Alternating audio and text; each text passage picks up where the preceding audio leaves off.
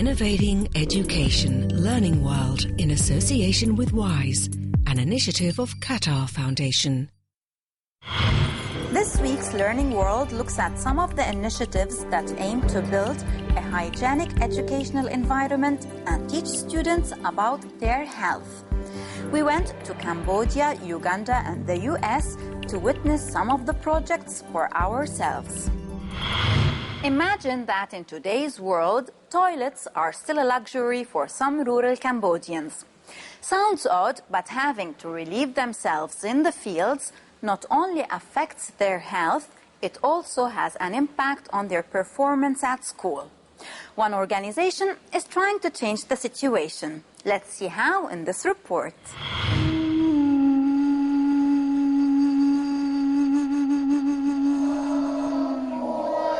Here in Cambodia, UNICEF estimates that only 16% of the rural population has access to proper sanitation.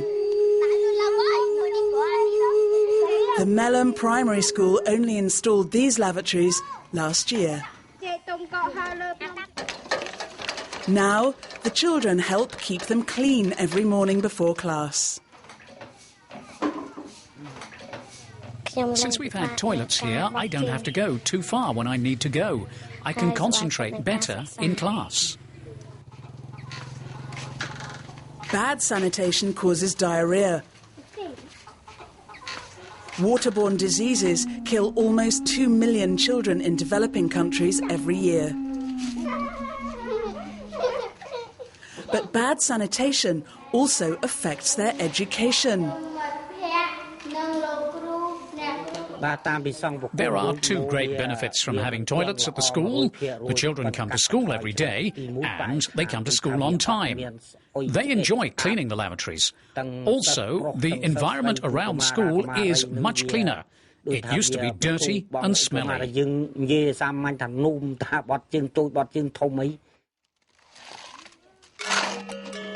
These latrines were made in the village, using the Sani Shop business model designed by the World Toilet Organization. Apart from educating people about the importance of good sanitation, the WTO trains people to construct and install sanitary facilities. This project changed my life. I was a farmer earning very little. With Sani Shop, my income's increased a lot and I can send my son and daughter to school and support my community by employing other people from the village.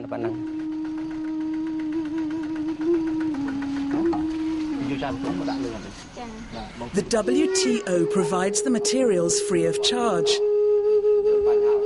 And they organise regular training sessions in the community.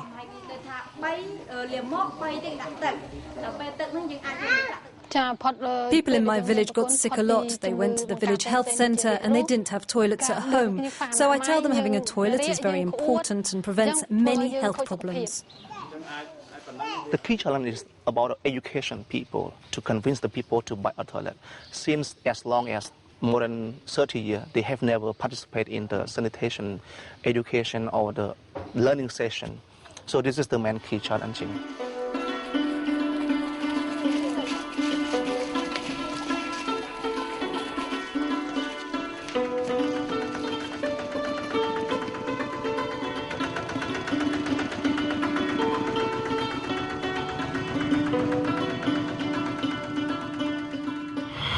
Girls not having access to sanitary pads during their menstruation can be a good excuse to skip school. That's the case for many young women in some developing countries like Uganda. Now, some pupils are learning to make cheap sanitary pads to avoid taking time off school. Let's find out more in this report.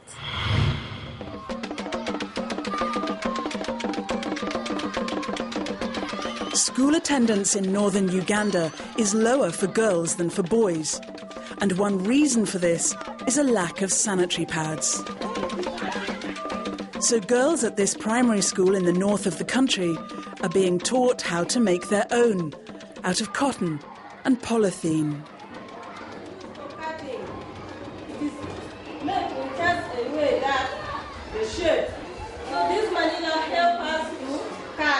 The material, the cotton cloth and the canvera. grab this cotton cloth and this polythene caldera. They are used together. Polythene caldera. This helps to absorb. Our attendance has increased from 30% to 70%. So we look at that. If we look at that as improvement to us, because the dropout was too high compared to this time. Even the girls are free; they can express themselves freely. It's also important, however, to promote the belief that it is worth educating girls and women.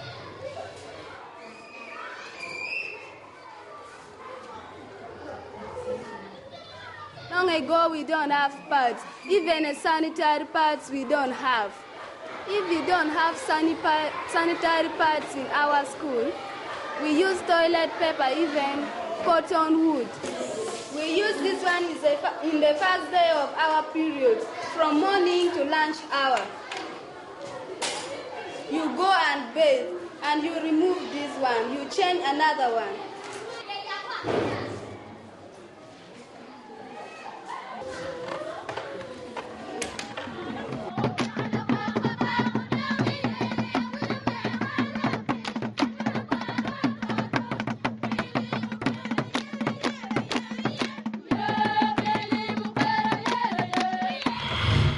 Angels and demons are the two faces of germs, because not all germs are bad. Some of them are useful to your health. In this report from the US, we follow children learning about the importance and benefits of some bacteria. Here, at the biggest science playground in North America, children learn science, physics and biology by playing. One of the challenges is to present the idea that not all bacteria are bad. And in hygiene-obsessed America, this isn't always easy. The idea is to kind of just scope in on a world that they can't see with their naked eyes. It's important for them to know that not all microbes are created equal. They're so different. Some of these microbes, the good ones and the bad ones. Now, the bad ones can do a lot of damage, but the good ones keep the earth going. What could happen is the stuff on your hands can eventually make its way up your nose. And there's your cold symptoms. You have these little cups of yogurt, like the one she has right now, very healthy. So what you're eating is a cup of bacteria mixed with milk. It's just establishing that there are good guys and bad guys in the world, you know, and same thing in the microbial world. There are good ones that help us and then there are bad ones.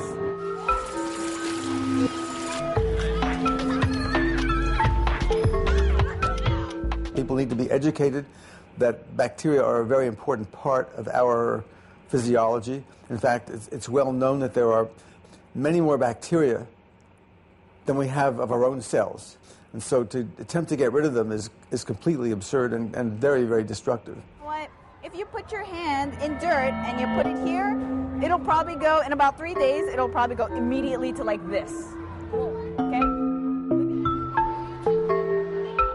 My favorite part was looking in the microscope.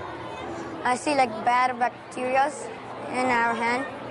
Some bacteria actually help you and others don't. They're bad and also good sometimes.